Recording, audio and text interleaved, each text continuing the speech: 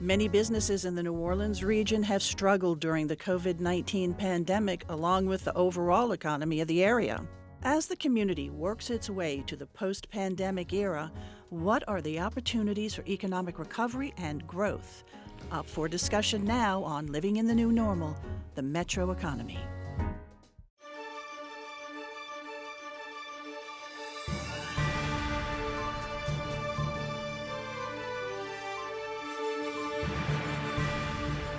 Looking at year 2021, GNO Inc. envisions a better tomorrow after a year of economic challenges caused by the pandemic. Hello, Marcia Kavanaugh, and thanks for joining us for the latest in our continuing series, Living in the New Normal. In its annual meeting video presentation, GNO Inc. outlines how our region can make an economic comeback through growth and development in fields ranging from digital and tech industries to education and health to space and wind technology. We're going to learn more about that from our two panelists right now. Joining us are Michael Hecht, President and CEO of GNO Inc., and LaVerne Toombs, Executive Director of the New Orleans Regional Black Chamber of Commerce. Thanks so much for joining us, guys. There's a lot to talk about and some really good news about good opportunities out there. First, I'd like for you guys to background us on your respective organizations. LaVerne, let's start with you. Well, thank you, Marcia, and thank you so much for allowing me the opportunity to be with my friend Michael Hecht with GNO Inc. New Orleans Regional Black Chamber of Commerce has been around for the past 15 years. I started this position about 90 days ago, but I'm no stranger to chambers of commerce and understand the importance of chambers, how it benefits members and the economy.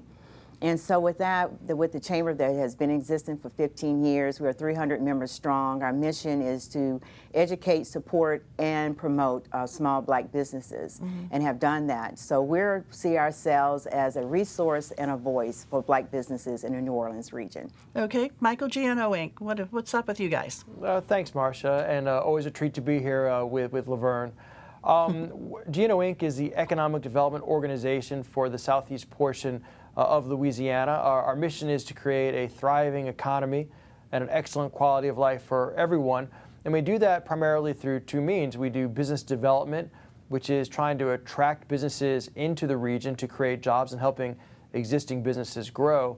But then we also do what's called business environment, which is policy work, working on key assets like Michoud or the airport, working on branding, working on workforce support, anything to create a better environment for businesses to grow or, frankly, for people to raise their family. And our goal is very simple, to create a place where our kids and grandkids can stay and thrive. And also, I mean, you, in this annual meeting presentation, you present such a vision for this community, for growth in this community. But before we get there, we have to recover from this pandemic. And could you just sort of tell us, what has this pandemic done to us? What have we lost? Well, I think first and foremost, it's important to recognize that we've lost something that we can never get back, which is friends and family, right, and the human toll of the pandemic, which I think we're just beginning to understand today. And frankly, I don't think we're going to understand the full toll for many years in terms of how this has impacted our children. But economically, New Orleans was initially predicted to be one of the places worst hit in the country because of our combination of reliance on tourism plus the concomitant downturn in oil and gas. And that proved to be true, actually. Our unemployment rate ended up being greater during COVID than it actually was post-Katrina.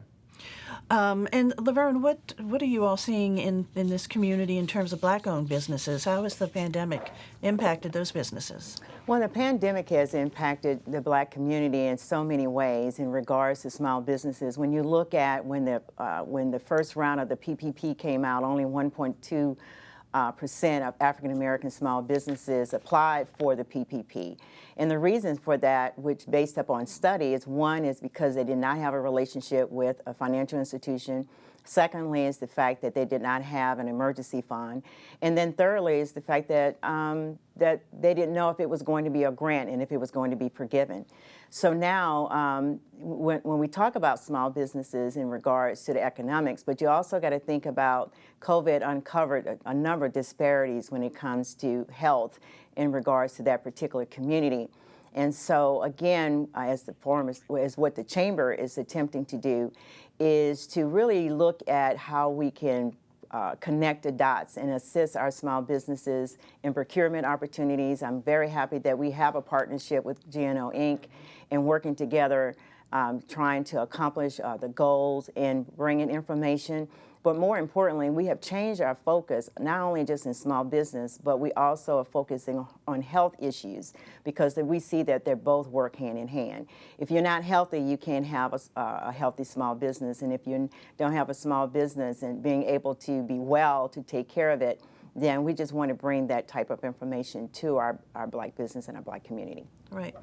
Michael, you know, in that presentation, you had something called GNO Pivot. Mm-hmm. Yes, we do, you know, have to pivot and focus on some growth areas, but let me just touch back on something that you mentioned. We've been so reliant on the tourism industry and on hospitality and, of course, oil and gas. So how do we build that up again? What is it looking like for those industries in the near future?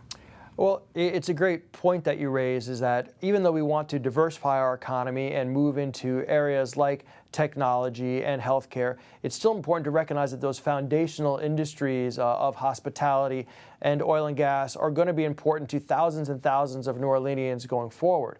And so in terms of hospitality, what LaVerne is talking about, programs like the PPP, making sure that they actually work for all of our businesses, for Black-owned businesses, for small businesses, for businesses that didn't have big cash reserves going into the pandemic, has been critical. And I think that even though the PPP has not been a perfect program, it's continually been improved and ultimately will be the biggest, most impactful liquidity program that our country has ever done. For energy workers, it's about helping to support them today, and then also recognizing that in the midterm, over 5 to 10 years, there's some really interesting opportunities for us in new areas like wind manufacture and deployment. Yeah, we're going to get more into that in just a little bit. So let's take a look at that pivot again. During this pandemic, we saw that some local industries sort of revved up a little bit to address some of the needs that have occurred, that have surfaced during this pandemic. For instance, face masks. Tell us about that a little bit. New Orleans has a great legacy of pivoting. I mean, we could go back to World War II, where Andrew Higgins took his little boat building operation down at Michoud, where he was making swamp boats for the energy industry, and pivoted that into making landing crafts for World War II. And he not only grew his workforce from 70 people to 20,000, he became the first integrated shop floor in the history of New Orleans. So businesses today, which were things like maker spaces, who were 3D designing masks, you had clothing manufacturers making gowns, you had liquor distillers who were making hand sanitizer. They were able to serve the immediate need and in the same way developed cash flow to keep their businesses sustained. And so what did you see, LaVerne, in terms of, you know, our African-American owned businesses having to maybe adapt to addressing these needs that have come up during the pandemic? Well, one of the things that I believe that a number of our small businesses was primarily just trying to survive in the survivor mode.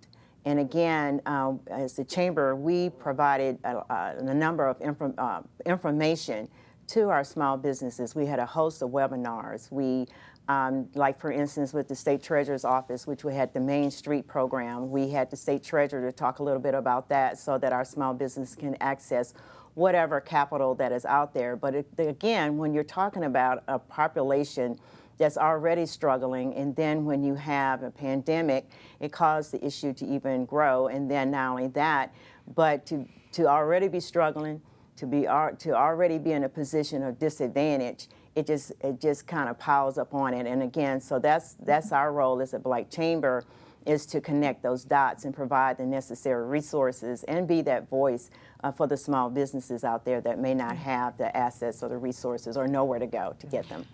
Small businesses definitely have struggled during this time. I mean, have we seen a lot of them have to go out of business? Have we lost a lot of those small businesses, Michael?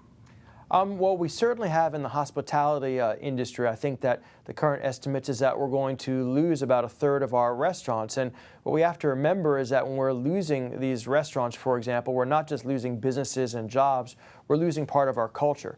And so the crisis really is acute. But what's so important about organizations like the Black Chamber is that, you know, this is a dangerous opportunity. If we do nothing and we allow these disparities to be exacerbated, then we're going to be in a worse position. But if we take advantage of the opportunity on the other side of COVID, relative to people coming back to New Orleans, relative to new industries here, then in fact we can in some ways honor those who have lost by building back something that is bigger and stronger and more resilient going forward. And that's the GNO Inc. and New Orleans Black Chamber mission here. I know that we certainly have seen losses in business, and, you know, like you said, no, so many restaurants have gone out of business. Have we also, though, seen examples of business expansion with already existing businesses who actually have seen their business expand during the course of this pandemic? Michael? Yeah, it's actually kind of interesting when you go and start looking at the numbers, where you can look at sales tax revenues, for example, or when you start anecdotally talking to businesses, you find there are really three tranches or cohorts. There's about maybe 20% of businesses in the region who have been hurt in a really acute way, and those are hospitality businesses, live music venues, hotels. Then there are about 40% of businesses that have managed to maintain their operations and stay open, but they've done that by furloughing or letting go of staff. And that's why things like the enhanced unemployment assistance is so important. But then kind of quietly, there's about 40% of businesses related to home construction, businesses related to selling durable goods, who actually have had banner years because individuals did have money. Net incomes in America actually went up because of the relief, and the money was just being spent in different ways. And so some businesses actually are emerging even stronger than before, kind of counterintuitively. You know, in this region, we keep hearing about the growth of digital businesses. Are we seeing that? Are digital companies focusing more on New Orleans? Are you seeing that in the black businesses, LaVerne? Well, it's interesting that you asked that question, and yes, matter of fact, our chairperson has a digital company, and she has seen an increase in her sales and her clientele since the pandemic, and a couple of other black firms.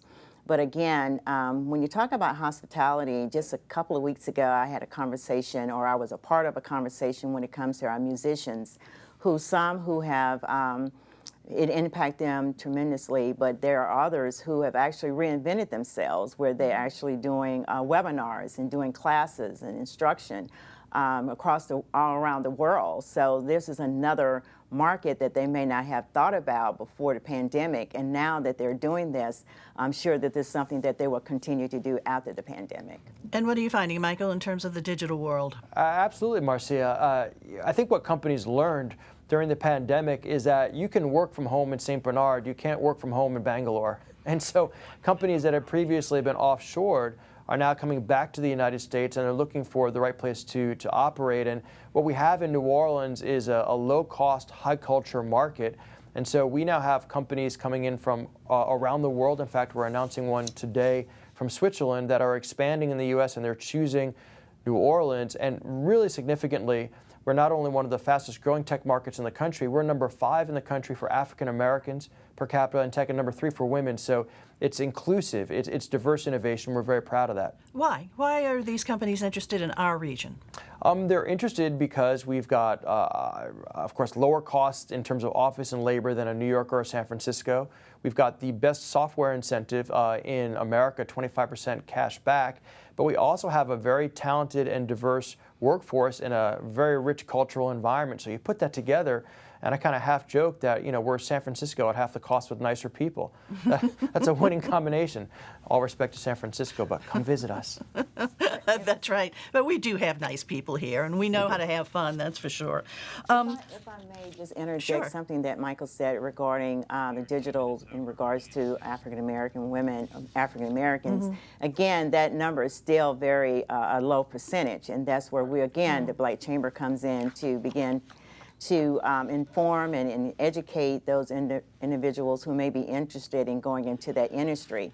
So, Michael, you and I need to have more conversation about how we can get that word out so that we can increase those numbers in regards to African Americans as well as women-owned businesses. Yeah, and I apologize, Marcia, but I just want to mine that. It's a great point that LaVerne is making, which is that our African American participation in tech in this region is only 15%, in a region that's about 36% black. But compare that to Silicon Valley, it's only 3% there. It's truly terrible. So On one hand, we're relatively doing 5 times better. On the other hand, there's still an enormous upside that we need to take advantage of for our entire community. And, you know, LaVerne, I noticed on your website, you sort of have an introductory letter and a statement there, and something jumped out at me where you have the words access, awareness, and advocacy. Those are focuses of your organization. Just sort of explain a little bit what you mean by that. Right, and so we kind of narrowed it down to when you may hear me to repeatedly say that we are a resource and a voice, is because when we look at the African American community, in regards to resources, have been limited. And so what we see ourselves, again, as I continually to say, is the dot connector. There's a number of resources out here that our community have been deprived of over the years.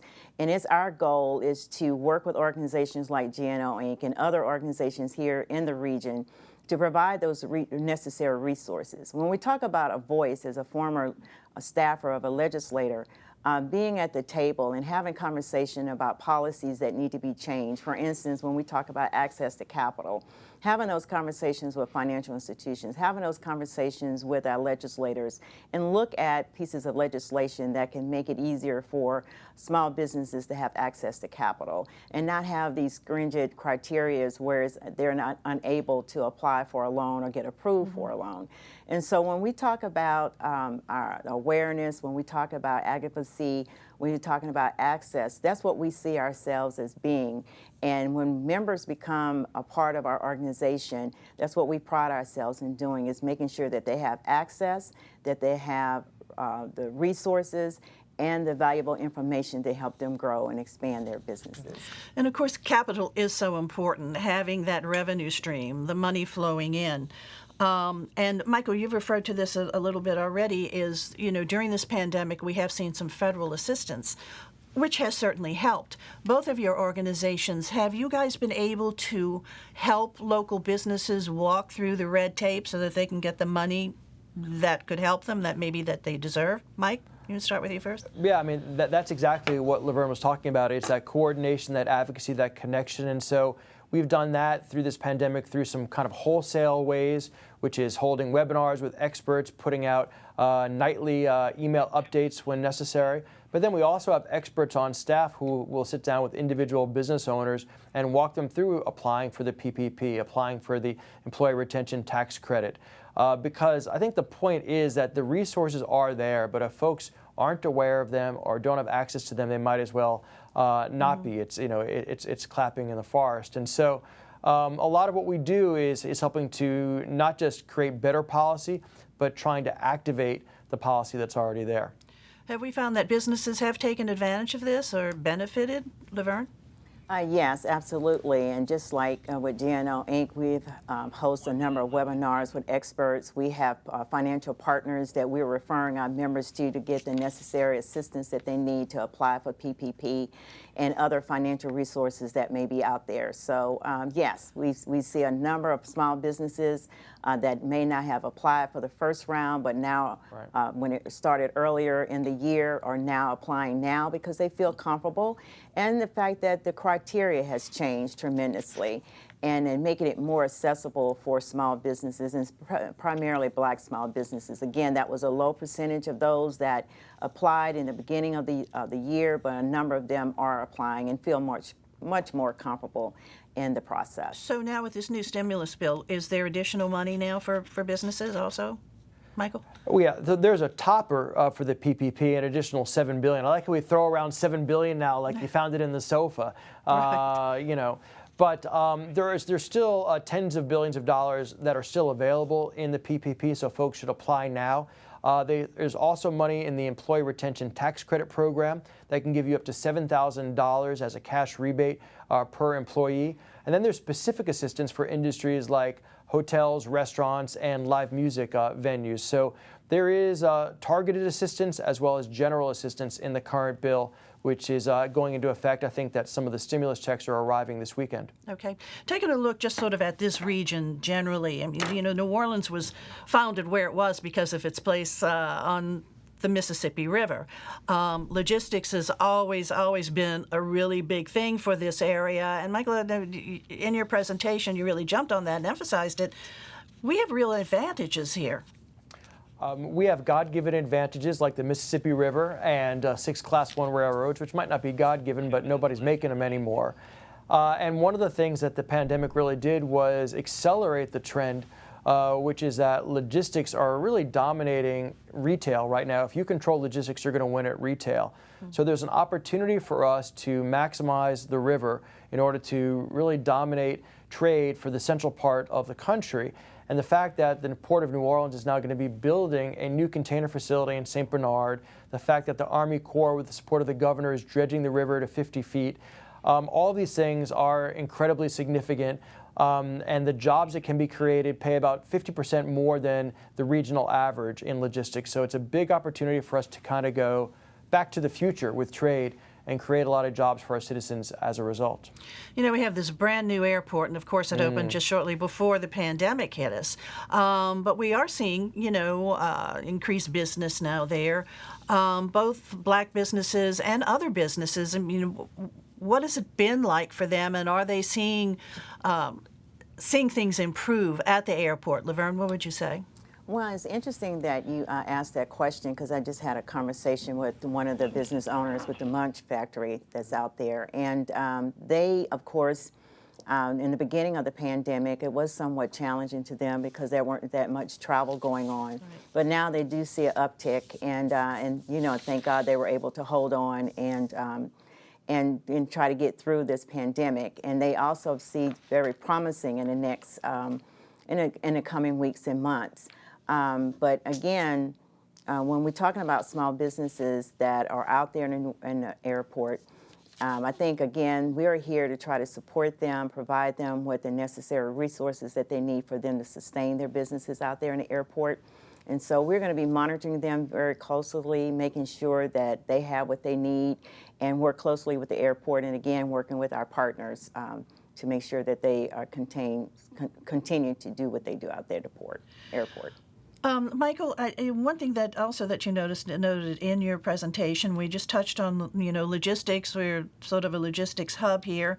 We see big improvements. Customer satisfaction was high for our new airport. Startup growth, particularly in the digital world. Louisiana number 5 in digital entrepreneurship. Is that what we see here? That's right. Again, it goes back to our attractiveness as a technology hub, including our 25% incentive. The entrepreneurial spirit that really came to this place post-Katrina, and you put that together, and we are a place that people are coming to start companies, and again, on a diverse basis. And so we think that supporting entrepreneurs is a key part of the future. In fact, if you look at our business development focus, part of that is helping existing companies, legacy companies, grow. Part of that is bringing in new companies. But a significant part of that is helping people who want to chase their dreams become entrepreneurs. And so, for example, now we have a partnership with our HBCUs, with Xavier and Dillard and Southern, in order to place their students in paid internships with existing startups so they can understand if the hill is really one they want to climb. Entrepreneurship is a natural for New Orleans.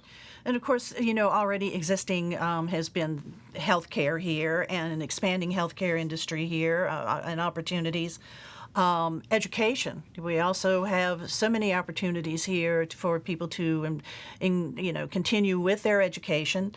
And STEM education has been a real focus. And, we're seeing, like with STEM NOLA, how they are really, really expanding. He's going to, by he, I mean Dr. Calvin Mackey, who started STEM NOLA, has gotten some serious funding, some really great grants to expand these opportunities to grow our young people into the science field.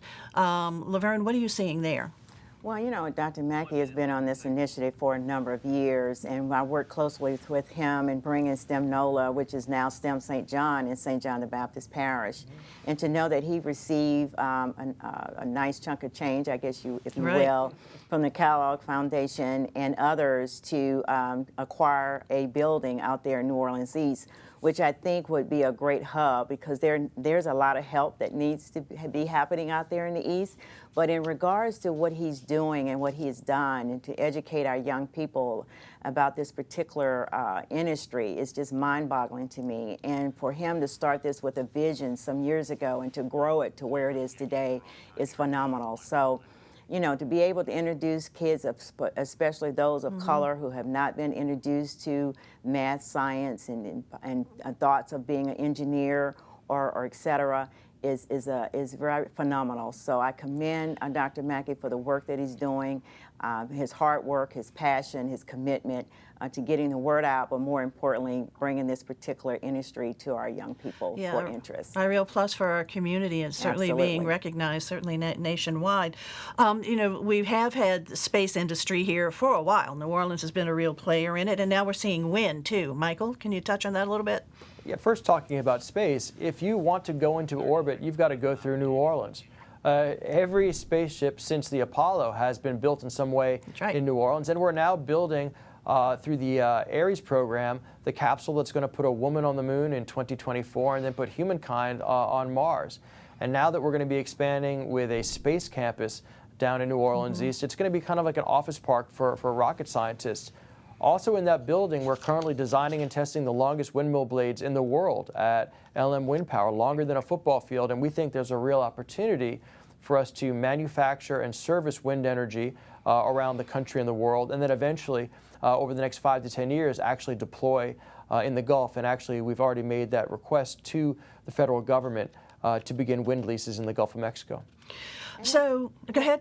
And I just want to say again, to go back to what I was saying about New Orleans East, as you can see, we have some hidden treasures in New Orleans East. And you have NASA, you have the National Finance Center, you have USDA, a number of major industries in the East. And unfortunately, it just seems to me that I don't know how many people are aware of these hidden treasures and the benefits and the industries that we have in the East. And one of the things that I had a conversation with the mayor about is how can we begin to market and bring more attention to New Orleans East in regards to what is really going on and the contributions that are being made out there that it seems to be kind of uncovered and needs to be revealed. Okay, so believe it or not, we're going to have to wrap up our conversation. It's just gone by so quickly. In the thoughts of about 15 to 20 seconds, we can either go up with this or we can go down. What do we do to stay on a positive path? Michael. What we have to do is 3 things. One, we have to lay out the vision. The second thing is that we've got to train our citizens for these opportunities. And the third is just take care of the basics, because at the end of the day, economic development is quite simply about creating the conditions where somebody wants to grow a business or raise a family. We do those 3 things, we have really promising days in front of us. LaVerne, real quick. Well, you know, New Orleans is very unique in its culture, its history, and so for us, it's about connecting the dots. It's about providing resources and being that voice. And again, working with organizations like GNO Inc. and others, I think we'll be able to do that. I really see an uptick that's happening in our region. Just this past weekend, there was a lot of activity going on, so I see a lot of promising things happening here. All right. Of course, you can go to these websites for more information. For GNO Inc., the address is gnoinc.org. And for the New Orleans Regional Black Chamber of Commerce, it's norbcchamber.org. I want to thank you, Michael Hecht and LaVerne Toombs. Michael Hecht with GNO Inc., LaVerne Toombs with the New Orleans Regional Black Chamber of Commerce. Thanks so much. Great conversation. Thank you all for joining us, too. And, of course, we'll be back next month with another episode of Living in the New Normal. Have a good night.